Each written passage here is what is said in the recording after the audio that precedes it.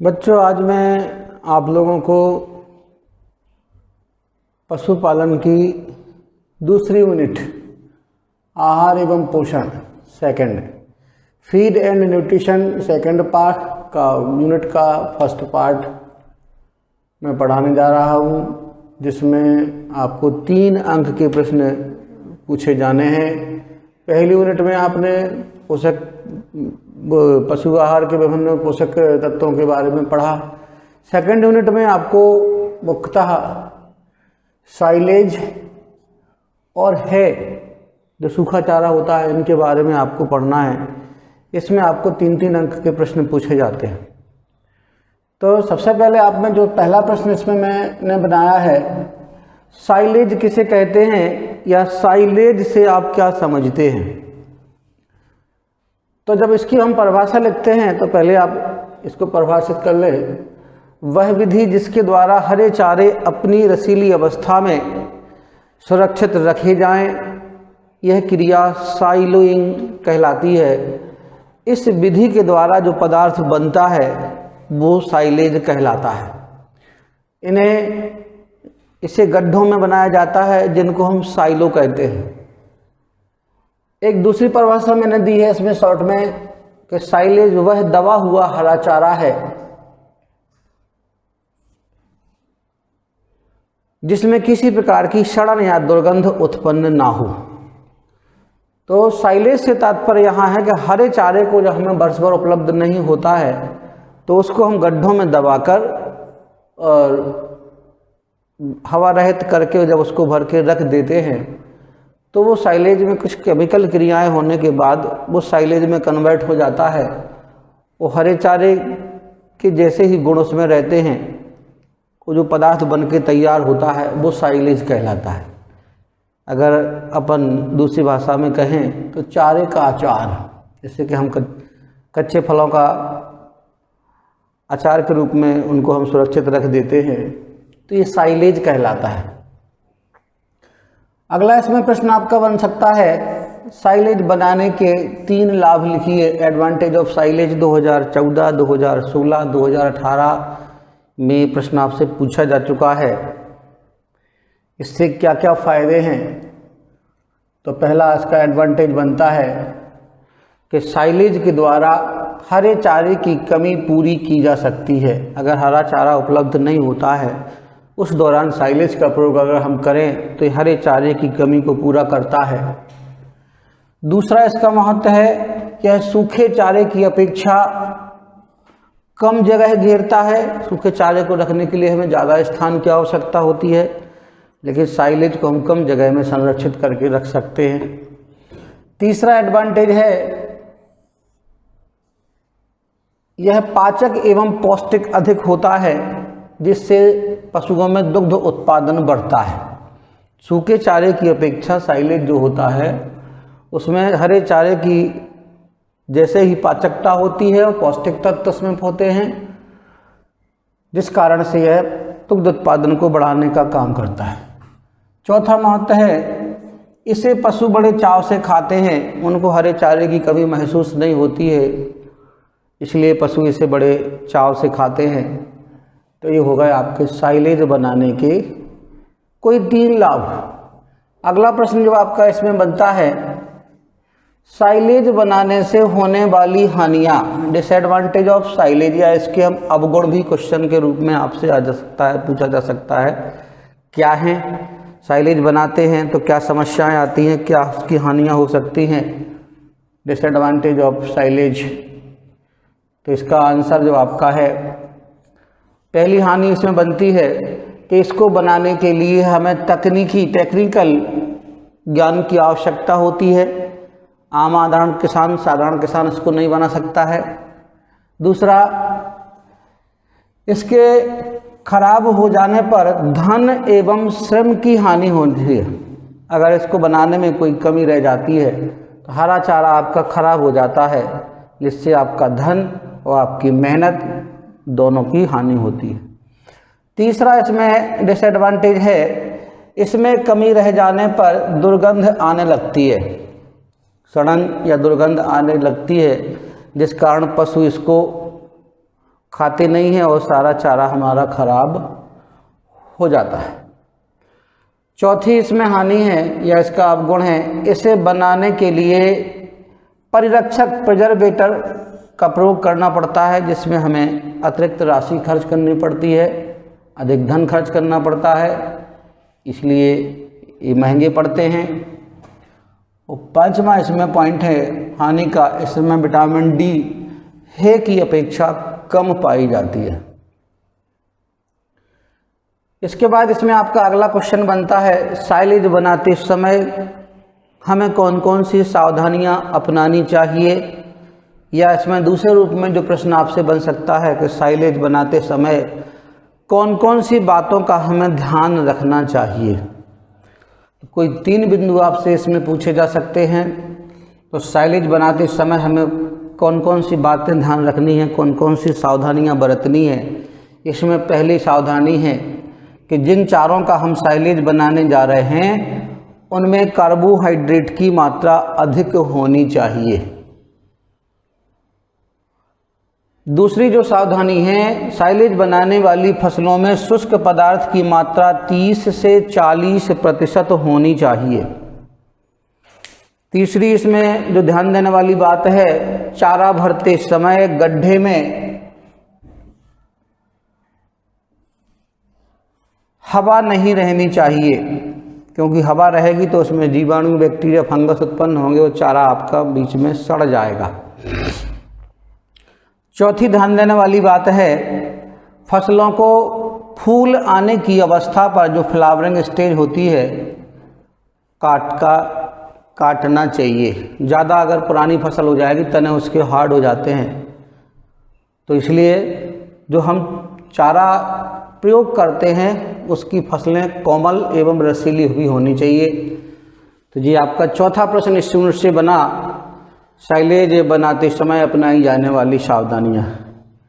अगला जो 5वां प्रश्न आपका इसमें मैंने बनाया है, भारत में साइलेज के कम प्रचलन के कारण लिखिए। ये प्रश्न भी पूछा जा चुका है, मुझे वर्ष थोड़ा ध्यान नहीं रहा। तो इसका पहला आंसर बनता है, कृषकों को साइलेज बनाने के तकनीकी ज्ञान की कमी है, इसलिए किसान इसको नहीं बनाते हैं। दूसरा, किसानों को अपना चारा खराब होने का डर सताता है। तीसरा, साइलेज बनाने के लिए हरे चारे पर्याप्त मात्रा में उपलब्ध नहीं होते हैं।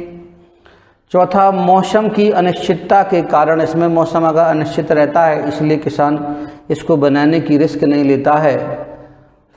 और 5वां है, इसमें साइलेज बनाने के लिए पर्याप्त साधन व यंत्र उपलब्ध नहीं होने के कारण भारत में साइलेज का प्रचार प्रसार भी नहीं है और इसलिए इसको कम कृषक बनाते हैं। इसके बाद सेकंड जो पदार्थ इसमें बनता है, हे। अगला क्वेश्चन है आपका, हे को परिभाषित कीजिए। हे मतलब सूखा चारा। चारे को हम फूल आने की अवस्था पर काट के उसको विभिन्न विधियों के द्वारा हम जब सुखा लेते हैं, उसके उपरांत जो चारा हमें प्राप्त होता है वो हे कहलाता है। तो इसकी परिभाषा बनती है आपकी, हरे चारों को सुखाकर उन्हें संरक्षित करने की विधि हे कहलाती है। इसमें इस बात का ध्यान रखा जाता है कि चारे के पोषक तत्व नष्ट ना हो व उसमें किसी प्रकार की सड़न ना हो व पशुओं को वो स्वादिष्ट लगे। तो ये इस प्रकार जो पदार्थ बन के तैयार होता है वो हे कहलाती है।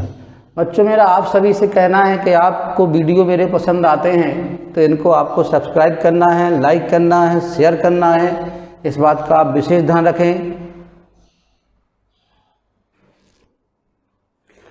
बच्चों, इसमें अगला प्रश्न बनता है आपका, उत्तम हे या अच्छी है की विशेषताएं लिखिए। 2015-2018 में ये प्रश्न पूछा गया है। इसमें 6 पॉइंट भी आपसे पूछे जा सकते हैं। तो कोई 6 अच्छी है, गुड है, या इसके क्वेश्चन भी आपको आ सकता है कि उत्तम है के गुण लिखिए। तो उत्तम है में इसका आंसर जो बनता है, निम्न विशेषताएं होनी चाहिए। पहला है, हे का रंग हरा होना चाहिए। जिस चारे से हम हे बनाएं तो उसमें हरा रंग होना चाहिए, क्योंकि हरा रंग कैरोटीन की उपस्थिति को दर्शाता है, जो चारों में विटामिन ए के लिए एक उत्तरदायी कारक है। दूसरा गुण है इसका है पत्तीदार होना चाहिए, क्योंकि पत्तियों में ही क्लोरोफिल के रूप में हरा रंग उपलब्ध रहता है, इसलिए है पत्तीदार होना चाहिए। पत्तियों की संख्या उसमें ज़्यादा हो, शाखाओं डंठलों की संख्या कम हो। तीसरा गुण है स्वादिष्ट एवं मुलायम होनी चाहिए। जिस चारे से बनाई जाए हो, टेस्टेबल हो और मुलायम हो, कड़क चारे ना हो गए हों। चौथा गुण है फफूंदी रहित। जब हम चारे को सुखाते हैं तो उस दौरान इस बात का ध्यान रखा जाता है कि है में फफूंदी ना लग जाए। पांचवा है इसमें गुण है में नमी की मात्रा 15% से अधिक नहीं होनी चाहिए, वरना उसमें फफूंदी लग जाएगी, चारा आपका खराब हो जाएगा। तो ये पांचवा उसकी विशेषता है। छठवीं और अंतिम विशेषता है इसमें शुष्क पदार्थ की मात्रा 60 से 65% होनी चाहिए। तो एक अच्छी है कि विशेषताएं या गुण आपसे पूछे जाते हैं, तो आपको इन बिंदुओं में इनका आंसर देना है। बच्चों, आप कमेंट्स में जब कमेंट्स लिखते हैं, कमेंट्स मैं सभी से यही कहूँगा कि आप इस पे मेरे वीडियो पे कमेंट्स ज़रूर करें, लेकिन कमेंट्स में लिखने के साथ आप अपना नाम के साथ अपनी संस्था और अपने ज़िला का नाम ज़रूर उसमें लिखें, जिससे मुझे पता चल सके कि आप किस संस्था से हैं और आपको कौन सा विद्यालय आपका है। अगला इसमें प्रश्न आपका बनता है क्वेश्चन नंबर 8, हे बनाने से होने वाले लाभ लिखिए। एडवांटेज, इसके लाभ कोई 6 कौन कौन से हैं। तो हे बनाने में से पहला लाभ जो होता है, इसे बनाने में धन व श्रम कम लगता है। अगर मैं साइलेज से इसकी तुलना करूं तो साइलेज की तुलना में इसको बनाने में पैसा कम खर्च होता है और मेहनत भी कम लगती है। दूसरा इसका जो लाभ है, इसे बनाने में समय कम लगता है। जितना भी चारे को सुखाने के दौरान समय लगता है, वही समय इसमें खर्च होता है। तो है बनाने में समय भी कम लगता है। तीसरा एडवांटेज जो इसका है, यह साइलेज की अपेक्षा आसानी से तैयार हो जाती है। साइलेज में हमें तकनीकी ज्ञान की आवश्यकता होती है। गड्ढे खोदना पड़ते हैं, फिर चारे को ज़मीन में गड्ढों में दबाना पड़ता है, भरना पड़ता है, फिर ऊपर से गड्ढे को बंद करना पड़ता है और बाकी सारी क्रियाएं जबकि साइलेज बनाने में नहीं की जाती हैं। चौथा इसका लाभ है बनाने में यंत्रों व परिरक्षकों का आवश्यकता नहीं होती है। इसमें किसी प्रकार की कोई यंत्र की आवश्यकता नहीं होती, कोई प्रेजरवेटर प्रयोग नहीं किए जाते हैं। चारे को काटा, इसको छोटे छोटे बंडलों में बांधा और या तो हम प्लान खेत में या फेंसिंग पे और घरों की छत पे इसको सुखा लेते हैं। पांचवा इसका लाभ है, इसमें पर्याप्त मात्रा में पोषक तत्व पाए जाते हैं। इसके बाद इसका अगला लाभ जो बनता है, इसे हरे चारे की कमी होने पर पशुओं को आसानी से खिलाया जा सकता है। हरा चारा जब खत्म हो जाता है उसके बाद हम इसको पशुओं को आसानी से खिला सकते हैं। इसके बाद इसकी यूनिट में अगला जो प्रश्न है, 9वां प्रश्न बनता है बनाने से होने वाली हानियां लिखिए। डिसएडवांटेज ऑफ है। कौन कौन सी इसमें हानि है या हो सकती हैं, तो वो मैंने आपको दिए हैं, तो लिखे। इसमें पहला पॉइंट आपका इसमें बनता है, इसमें साइलेज की अपेक्षा कम पोषक तत्व पाए जाते हैं। साइलेज से अगर मैं तुलना करूं तो साइलेज की अपेक्षा हमें पोषक तत्वों की कमी पाई जाती है। दूसरी हानि है, यह साइलेज से कम स्वादिष्ट होती है, इसलिए इसे पशु कम खाना पसंद करते हैं। तीसरी जो इसकी हानि है, इसे बनाते समय पोषक तत्वों की हानि अधिक होती है। पत्तियां झड़ जाती हैं, अगर उस दौरान बारिश हो जाती है तो जल के द्वारा भी पोषक तत्वों की हानि होती है। चौथा, इसके खराब होने व जलने की संभावना रहती है। सूखा चारा बड़ी तेज़ी से आग पकड़ता है, कभी कभी बिजली के तारों के द्वारा या कोई अन्य माध्यम से चिंगारी अगर सूखे चारे के ढेर तक पहुंच जाती है तो ये जलने की रिस्क इसमें बहुत ज़्यादा रहती है। 5वां, खराब मौसम में हे बनाना कठिन होता है। बरसात के दिनों में हम बादल रहते हैं, बारिश होती है, तो उस दौरान सारे को नहीं सुखा सकते हैं, तो इसको बनाने में दिक्कत होती है। अगला प्रश्न आपका इसमें है क्वेश्चन नंबर 10, हे बनाते समय अपनाई जाने वाली सावधानियां या दिशा निर्देश लिखिए। या हे बनाते समय हमें किन किन बातों का ध्यान रखना है, वो बिंदु कौन कौन से हैं। आप कोई 3 बिंदु लिखिए तो इसके बिंदु निम्नलिखित आपके इसमें बनते हैं कि है बनाते समय हमें निम्न बातों का ध्यान रखना चाहिए, निम्न सावधानियां बरतनी चाहिए। पहला, है बनाने के लिए प्रोटीन युक्त चारे प्रयोग करना चाहिए, जिनमें प्रोटीन की मात्रा मुख्य रूप से इसमें दलहनी वर्ग के चारे आते हैं, इनका प्रयोग करना चाहिए। दूसरी जो बात है, घास पतली व खोखले तने वाली होनी चाहिए। तने खोखले का ठोस तने होंगे तो पशुओं को खाने के दौरान उनके मुंह में चुभेंगे और पशु उसको कम खाएंगे, इसलिए खोखले तने मुलायम होते हैं जिससे पशु उनको आसानी से चबा सके और अधिक से अधिक मात्रा में उनको खा सके। तीसरा है, घास को फूल आने की अवस्था पर काटना चाहिए, क्योंकि फूल आने की अवस्था वो अवस्था होती है ना तो उस समय चारा ज़्यादा मुलायम होता है ना ज़्यादा सख्त होता है, रसीला भी होता है, उसमें मुलायमपन भी पाया जाता है, हरे रंग की भी पर्याप्त मात्रा इस अवस्था पर होती है। इसलिए जब हम हे बनाने के लिए किसी फसल का प्रयोग करें तो फूल आने से पहले की अवस्था पर उसको हम काटें। चौथी सावधानी है फफूंदी रहे तो होना चाहिए। जब हम सुखाएं तो उसमें नमी अधिक ना रहे, वरना नमी की वजह से उसमें फफूंद लग जाती है, फंगस लग जाती है, जिससे फसल हे सड़ जा सकती है, वो बदबू उससे आ सकती है, दुर्गंध आ सकती है।